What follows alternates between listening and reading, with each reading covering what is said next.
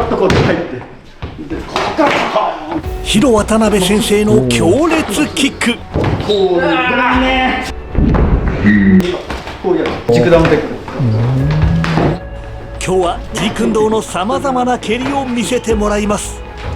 サイドキックシュッとするんですね。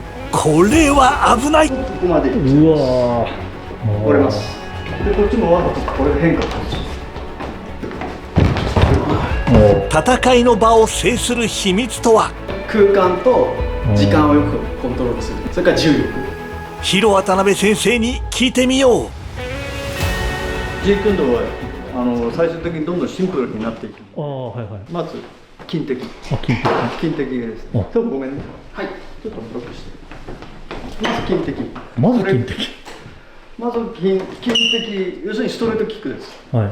グローインキック、それからフックキックです。おお。で、サイドキックです。あ、はいはい。この3つ、ほとんどこの3つしか使わないです。いろんな蹴り他にもありますけど、それは練習ではやりますけど、最終的にやっぱスパーリングする状態になると、大体この3つの蹴り。金的とあとここもなんかこの急所ですよね。肝臓。フックもしくはあばらの下。ストレートキック、ストレートスラスト。体の前蹴りと一緒です。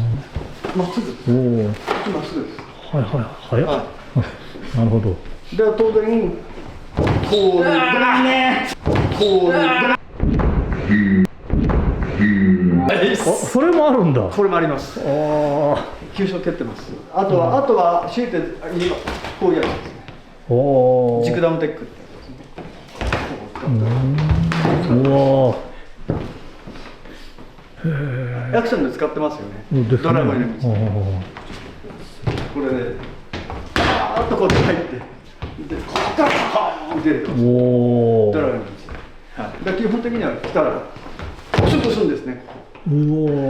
で今体重かけてないですけど、これ体重本当はかけちゃうとここまでいっちゃいます。うわバーッとパーンと折れます。はい。これがスピードでいくんで E イコール MC 以上で破壊力大きくなります。でこのタイミング大事なんです。広先生は体格的には小柄な方だと思いますが、蹴りの重量感がすごいですね。体幹使ってるんで。そういうこと。体幹を使うっていう教えはテッドン先生の教えじゃないんで、これは僕は日本の古武術をね長年やってきてるんで、その古武術が体幹を非常に重要視して使うんで、それを僕は入れてます。僕自身の個人のために、そこからパワーを出し。でも石井先生、さっきのように足のすねを狙う蹴りなんて受ける方も相当嫌ですよね。嫌だし、見えづらいですね。やっぱ低い蹴りなんでですね。高い蹴りではない。でそこからここが実になって上が虚になるじゃないですか。だからそこからまた連携が。確かに。危ないわこれは。来たらこれで下わかりますよね。わかります。スーンとこれで入れて、うわ。スコトンこういうスピードで入ってきます。もう一気にこの間合いを入ってこさせないように潰して潰して一気に中に入ってきます。これがテッドン先生のジークンで、当然拳鍛えてるんで硬いものがスピードでハイスピードでガーンと上がってきますから壊れますよね。ね、先生に何発か投げられてここかけたこともありますけど、そうなんですか。ガーッ食らってね。ジークンドの練習っていうのはグローブをつけて、いわゆるオープンフィンガー。いや、素手です。そうなんですか。ペアナックルです。だから鉄を叩けっつって僕先生に。だから鉄を叩け。鉄叩いてる。鉄道先生もだってこんな鉄の支柱を半分に切ってかまぼこ型にしてそれを40年舞台出したんですから。テドワン先生とのそのスパーリングって素手で顔。スパーリングの時はボクシンググローブでヘッドギアつけて、ただしここ何もつけてないです。ヘッドギアとボクシンググローブだけでそれでやるんですから危ないですよ。そうなんですね。でもそんなにジークンドーっていうのがやっぱこんだけリアリティこんだけある意味怖いというか、そういうのっていうのは知らなかったですね。やっぱりなんかかっこいいみたいなのがやっぱり。やっぱ俳優ブルース・リーのイメージがまあそうですね日本は強いんですけど、アメリカは武術家として有名になったんで、ブルース・リーが武術家ブルース・リーのイメージのが強いんですよ、アメリカでは。ブルース・リーって言えばこの「Be Water」っていうはいですけど、ジークンドーの技術自体にもビ・ウォーターの理念が入っているのでしょうか。そうですね。でこの動きの中で、はいこのお互いのこの鳥の中でこの流れの中で調和あるんですよ、調和を。でこれがもう自分本位で画で出すともうパーシャリティの状態だともうこれでやってもうスカーッてやられたらもうガーッと、はい、変化対応できないんですよ。この石の変化に対して石がいろいろ変化するんでここで合わせるんですよ。これが要するに真ん中の状態なんですね。いろいろ変化して。好きだったり次やったりです。でこっちもわざとこれで変化するんですよ。こっちの変化についてこれなければダメだし、向こうの変化にもいかにこう調和してするか。あれなんで石井先生今「ああ」とか言って下がっちゃった。何もしてないように見えますけど。いやしてるんですよ。仕掛けてるんですよ。仕掛けてるんだ。はいや変化についてこれてないです。い。リズムが変化してそこの間合いの調整を崩されるっていう。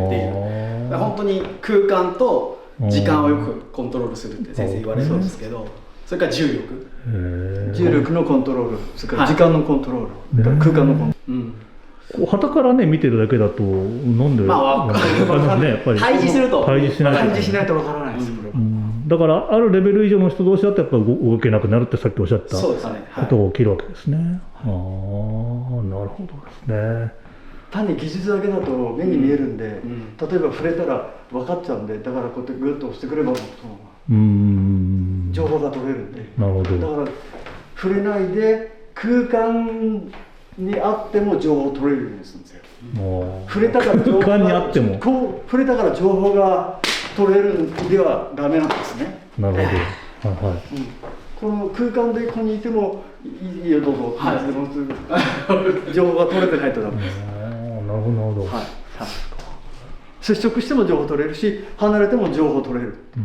両方やっぱし別物じゃないんで、空間だ、それが空間の把握。ヒロ先生も初めて、テッド・ウォン先生と練習した頃は、今の石井先生のように逆にテッド・ウォン先生の前でわーって感じになった。するとじーってしてパコーンって打たれて、でくそーと思って次を受けてやろうと思ったらパコーンってきたら追い打ちでクロスガーンってまでやられたりとか。ああ、そうなんですね。フック食らった時なんかガーンあーってこんななりましたからね。すごいパンチ力すごいです。